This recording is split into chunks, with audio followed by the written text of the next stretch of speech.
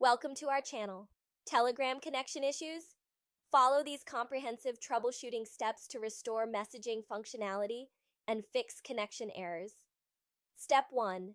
Check Telegram server status first. Visit Down Detector or Telegram's Twitter for information about service outages. Step 2. Switch between Wi-Fi and mobile data. Test both connections to identify if the issue is network specific. Step 3. Clear Telegram cache on your device. Go to Settings, Apps, Telegram, Storage, and tap Clear Cache. Step 4. Update Telegram to newest version. Check App Store for updates that may resolve connection problems. Step 5. Check proxy and VPN settings.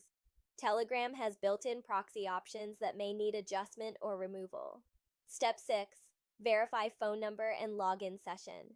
Try logging out and back in to refresh your authentication. Step 7. Check device date and time settings. Incorrect time can cause SSL certificate errors, preventing connection. Step 8. Reinstall Telegram if problems persist. Backup chat history, delete app, then install fresh copy from official source. Don't forget to like this video and subscribe to our channel.